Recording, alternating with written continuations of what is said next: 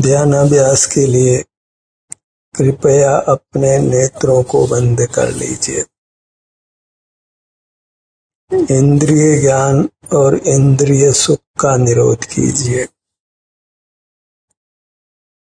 अपना मुख अपनी ओर करके अतीन्द्रिय सुख भोगिए।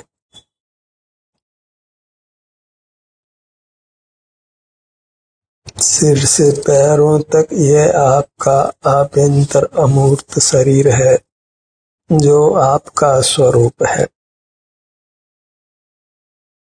इसी में आपको लीन रहना है। जीव अपने स्वरूप में लीन होकर ही परमात्मा होते हैं। परमात्मा होने का अन्य कोई प्रकार नहीं है। आत्म प्रदेशों से रचित हमारा शरीर हमारा स्वरूप है और यह सुख स्वभावी है। इससे युक्त होने से वैश्विक सुख नहीं होकर अतीन्द्रिय सुख होता है, जो हमारा पर्याय स्वरूप है। उसी को हमने भोगना है, उसी के भोग में लीन रहना है। तो हम कर्मों से बंधते नहीं है, छूटते हैं और सकल कर्मों का क्षय होने पर परमात्म दशा को पा लेते हैं। फिर अनंत काल किंचित भी दुख नहीं होता। ऐसा ही काम करिए जिससे अनंत काल सुख ही हो, दुख नहीं हो। वह कार्य भौतिक जगत से विमुख रहना है। इंद्रिय ज्ञान और इंद्रिय सुख से दूर रहना है। भौतिक पदार्थों का अवलंबन छोड़कर अपनी चिन्ह मूर्त का अवलंबन करना है। बहिर्मुखता छोड़कर अंतर्दृष्टि करना है। मार्ग एक बार अंतर्मुख होकर जान लीजिए, फिर मोक्ष पथ में रहना कठिन नहीं है।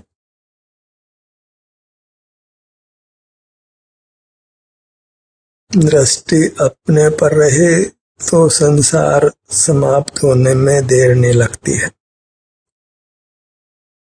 भौतिक जगत से सुख होने का भ्रम छोड़िए।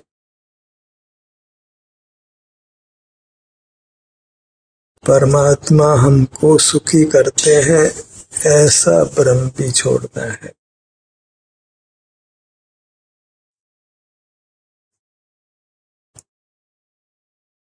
परमात्मा के दर्शन से भी सुख नहीं होता। साक्षात परमात्मा का ज्ञान भी नहीं होता है। दर्शन तो केवल अपना ही होता है। हम देव दर्शन की बात करते हैं, उसको आवश्यक भी मानते हैं, पर दर्शन अपना है तो देव हम ही है। मोक्ष मार्ग के प्रकरण में देव हम हैं, हमारी चिन्ह मूर्त है, उसका दर्शन होता है। अमूर्त पदार्थों का शुष्क ज्ञान होता है, उससे वैश्विक सुख दुख होता है और उससे हम कर्मों से बंधते हैं। बंध का पारमार्थिक कारण वैश्विक सुख दुख भोगना है और निर्जरा का मोक्ष का प्रधान कारण अतीन्द्रिय सुख को भोगना है। अर्थात अपना मुख अपनी ओर करके शांति और सुख जो प्रकट होते हैं उसको भोगना है।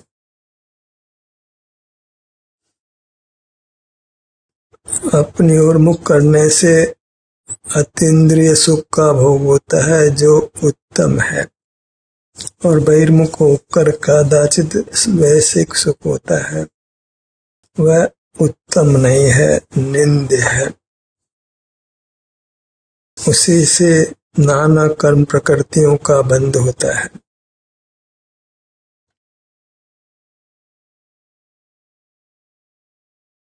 बंध में अंतर पड़ता है क्योंकि मोह कर्म की नाना प्रकृतियों का उदय होता है। उन प्रकृतियों के उदयानुसार नाना कर्म प्रकृतियों का बंध होता है, पर उसमें वास्तविक कारण हमारे सुख गुण का विभाव रूप वर्णन है।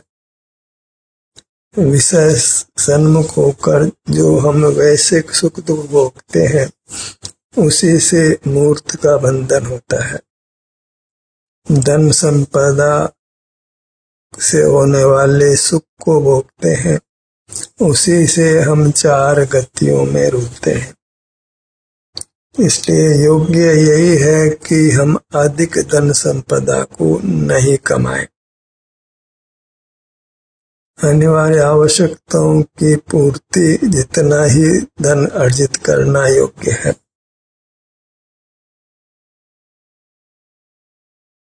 क्योंकि धन के आश्रय से वैश्विक सुख हो सकता है, पारमार्थिक सुख नहीं।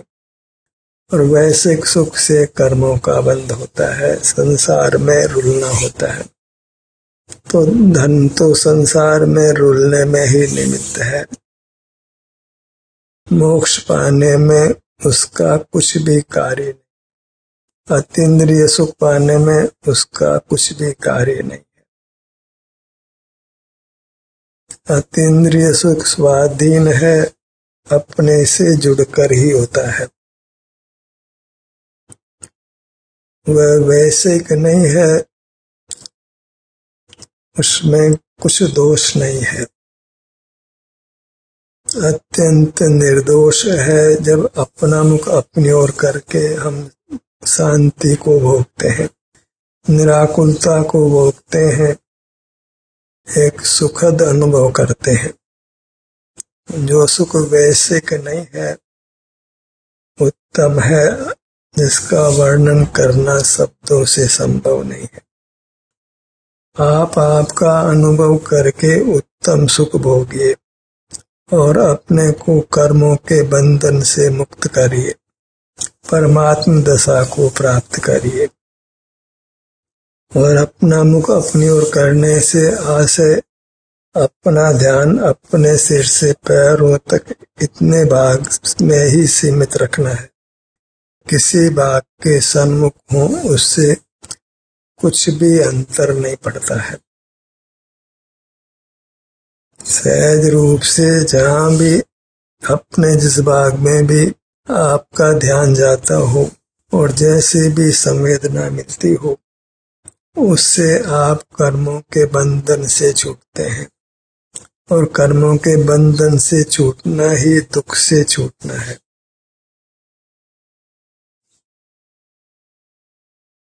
कर्मों के नाश से ही हमको उत्तम अविनाशी सुख प्राप्त होता है। और कर्म क्षय के लिए हमको वैश्विक सुख दुख भोगना छोड़कर अपने शारीरिक सुख दुख को भोगना है।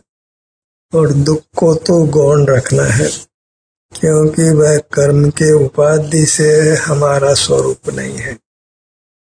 और जो शरीर में सुख की स्थिति है, आराम की स्थिति है, उसको अत्यंत रुचि से भोगना है।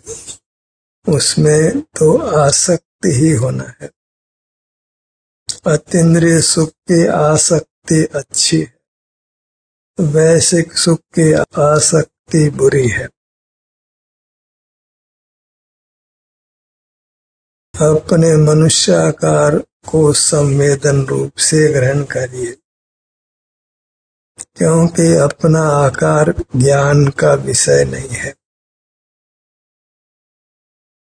ज्ञान के निरोध से ही आत्म दर्शन होता है, अर्थात आत्म संवेदन होता है। सिर से पैरों तक ही सुख दुख का अनुभव होता है। इसका यह आशय फलित होता है कि इतना ही सुख का स्रोत है। इसके बाहर किसी पदार्थ से हमको कुछ भी सुख नहीं हो सकता है। तो सुख के लिए सिर से पैरों तक ही बने रहना है, और उसके लिए भी आँख खोलने की आवश्यकता नहीं है। कुछ भी इंद्रिय व्यापार, मन का व्यापार करने की आवश्यकता नहीं है। फिर सहज ही वचन चेष्टा भी नहीं होती, काय चेष्टा भी नहीं होती, निष्कंप दशा होती है। हम यत्न पूर्वक फिर कुछ भी हिलते डुलते नहीं है। कर्म की उपाधि से भले ही श्वासोच्छ्वास की वजह से हिलना डुलना हो, अन्य किसी कर्म के विपाक से हिलना डुलना हो, पर वह उपाधि जन्य परिणाम हमारा स्वभाव नहीं है। सुख ही ऐसा भाव है जिसको कोई निमित्त नहीं है। वह अपने उपादान से ही होता है, उसको भिन्न गुण की आवश्यकता भी नहीं है। सुख होने के लिए ज्ञान की बिल्कुल आवश्यकता नहीं है, ज्ञान के निरोध की आवश्यकता। सुख को किसने जाना, ये एक मूर्खतापूर्ण प्रश्न है। क्यों? सुख जानने का विषय नहीं है, सुख अनुभव का विषय है, और सुख स्वयं ही अनुभूति स्वरूप है। उसके लिए भिन्न शक्ति की आवश्यकता नहीं है। जैसे मिश्री के रस को चखने के लिए केवल रसना इंद्रिय चाहिए, अन्य इंद्रियों की आवश्यकता नहीं है। ऐसे ही सुख का अनुभव करने के लिए कर्म क्षय की ही आवश्यकता है, उससे सुख का अनुभव हो जाता है। ज्ञान या बल की किंचित भी आवश्यकता नहीं होती, अन्य किसी गुण की आवश्यकता नहीं होती है, क्योंकि सुख स्वाधीन भाव है। जैसे पुद्गल में स्पर्श गुण स्वाभाविक भाव है, रस गंध वर्ण ये तो अन्य पुद्गल के संबंध से पुद्गल में होते हैं।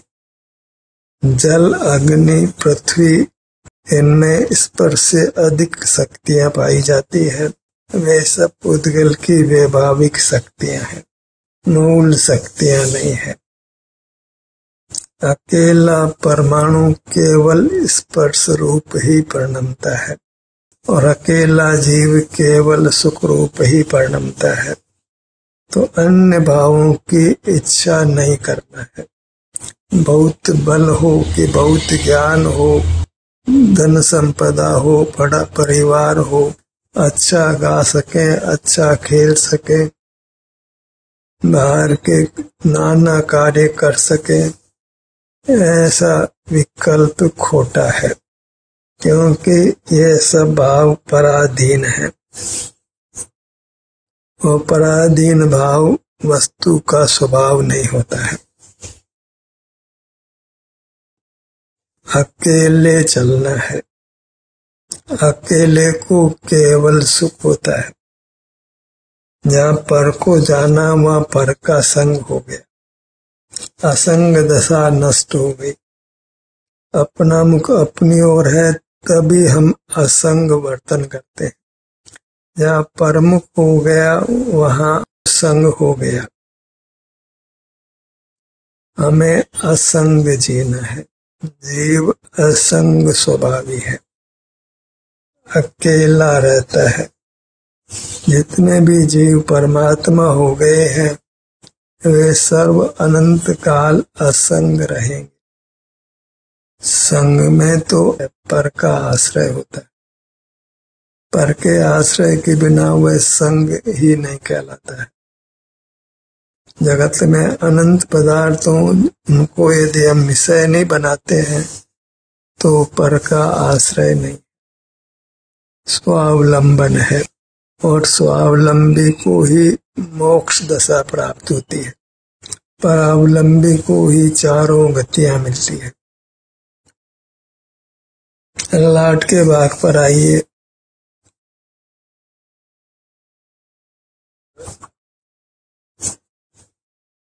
अनुभव से पूर्व ये योग्य है कि हम इस अनुभव के मार्ग को युक्ति से समझ लें, तभी हम फिर अनुभव करने का प्रयत्न करते हैं। जैसे किसी को ध्यान का लाभ बताते हैं तो फिर वह ध्यान करने के प्रति उत्सुक होता है। ज्ञान का नुकसान बताते हैं, तभी वह बाहर के पदार्थों के जानने से विरक्त होता है।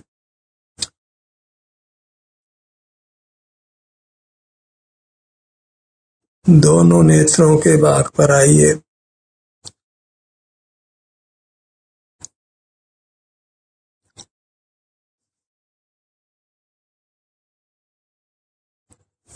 जहाँ हमको प्रत्यक्ष अतीन्द्रिय सुख का भोग होता है, वहाँ मोक्ष मार्ग है, और जहाँ पर अवलंबन है, पर की निमित्तता है, तो उसको संसार मार्ग जानो। निमित्तों का मोह छोड़ना है, और वह तभी संभव है जब हम पर पदार्थों को ज्ञान का विषय नहीं बनाते हैं।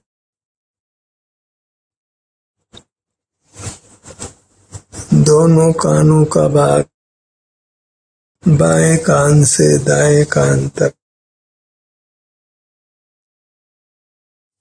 यहाँ जो भी स्वाभाविक सुख की स्थिति है, वेदना रहित स्थिति है, उसको प्रसन्न चित्त से भोगिए।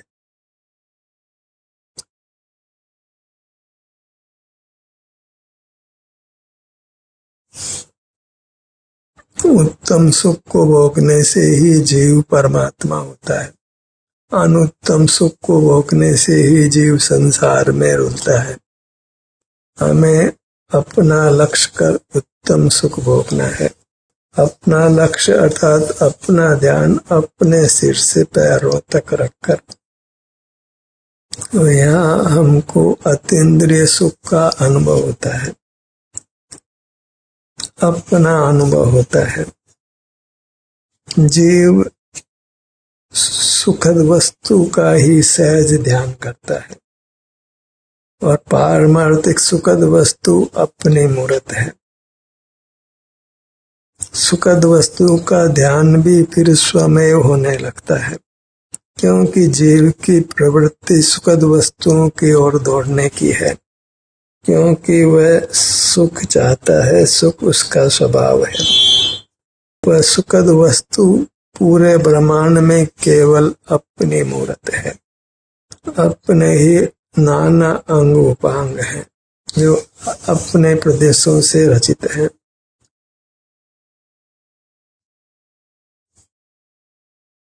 नासिका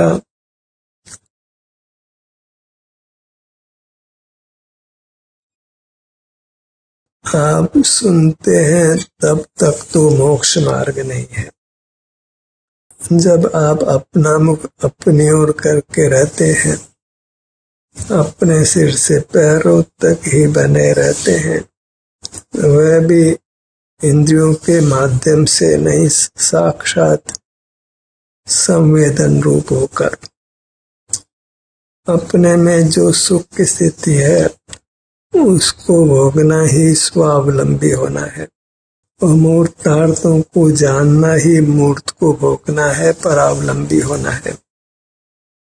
जहाँ परावलंबन है वहाँ बंधन है, और जहाँ स्वावलंबन है वहाँ मोक्ष है। नासिका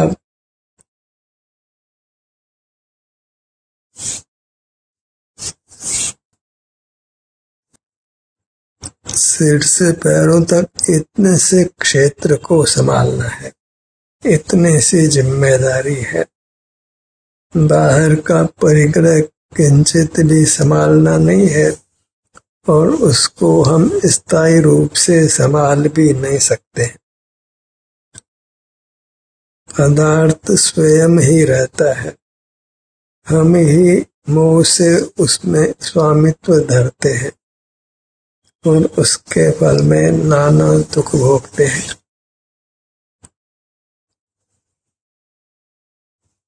होठों के भाग पर आइए। जब हम अंतर्मुख रहने का अभ्यास करते हैं, तो फिर सहज विकल्प शांत होते हैं। फिर परस्पर का आदान प्रदान समाप्त हो जाता है। परस्पर का व्यवहार समाप्त हो जाता है और उसी स्थिति को हमने पाना है। बाहर मूर्त और अमूर्त दोनों से ही व्यवहार नहीं करना है। पराश्रय का नाम ही व्यवहार है और उसी से दुर्गति होती है। जहाँ नेत्र खुले हैं वहाँ दुर्गति है। ऐसा ही अन्य इंद्रियों के मन के संबंध में स्वीकार करना है, मस्तिष्क के संबंध में स्वीकार करना है।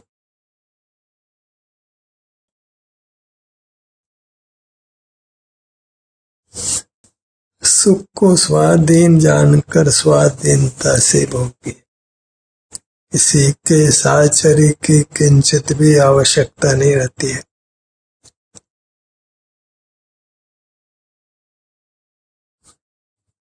होठों के भाग पर आइए।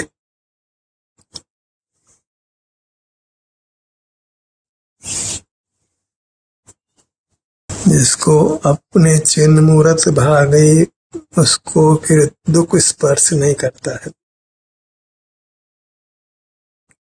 हमें केवल अपने चिन्ह मूर्त को पाकर उसके सन्मुख रहना है। अन्य कुछ भी उपलब्धि नहीं चाहिए।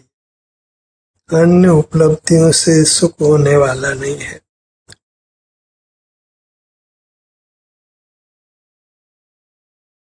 होठों का भाग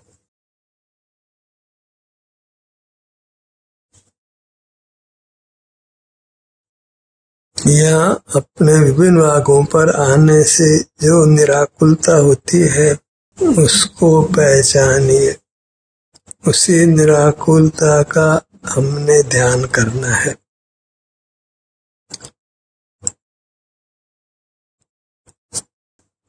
अपने सन्मुख होने से वैश्विक सुख दुख नहीं होता है।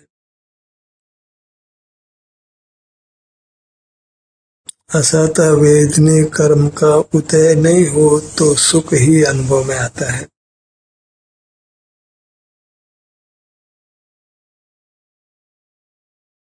स्वस्थ रहना ही सुखी रहना है। तो अपने में स्थित रहिए और बाह्य प्रवृत्तियां भी ऐसी रखिए कि जिसमें तीव्र रागादि नहीं हो।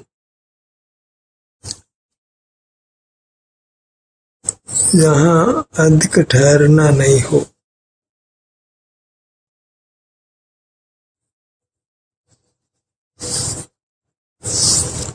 शीघ्र शीघ्र फिर अपनी ओर आने का ही प्रयत्न करना है और फिर बहिर्मुखता नहीं हो तो परमात्मा दशा मिल जाती है।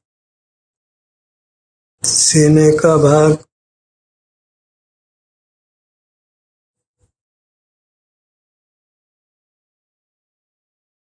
मैं रहूं आप में, आप लीन यूं करो होऊं जो निजाधीन।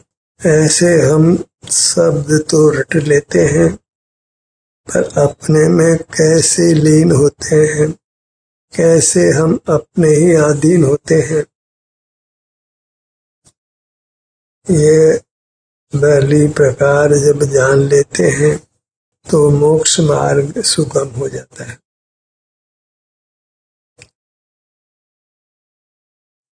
शास्त्रों को एक तोते की तरह नहीं रटना है। उसका भाव भाषण कर अनुभव से परीक्षा कर ही स्वीकार करना है। पीठ का भाग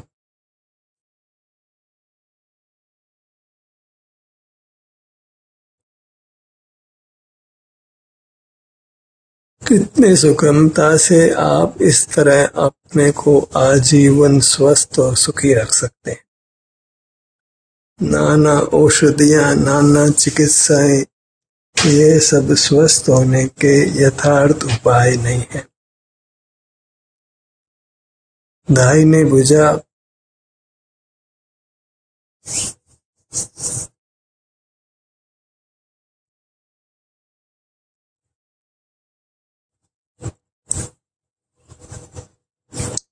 बाएं भुजा बड़ी तसल्ली से अपना मुख अपनी ओर रखिए। धैर्य के साथ यहाँ बने रहना है, क्योंकि इस विधि में आकर कर्मों के क्षय होने में कुछ समय लगना है, और वह समय अधिक भी नहीं है। एक मुहूर्त के भीतर जीव परमात्मा दशा को पा लेता है, यदि वह एक मुहूर्त अपना मुख अपनी ओर रखता है। किसी पर का स्मरण पद की वांछा नहीं होती है।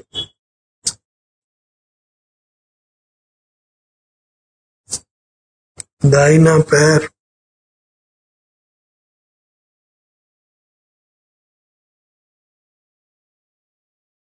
बायां पैर अपने आत्म प्रदेशों की यह शरीराकार रचना शरीर रूप से ही अनुभव में आती है, तो अपने शरीर को ही अनुभव में रखना है। और इस प्रकार अतीन्द्रिय सुख का रसपान करके शीघ्र ही परमात्म दशा को पा लेना है। अविनाशी उत्तम सुख ही अनंत काल भोगते हुए रहना है, फिर रंच मात्र भी दुख नहीं रहे।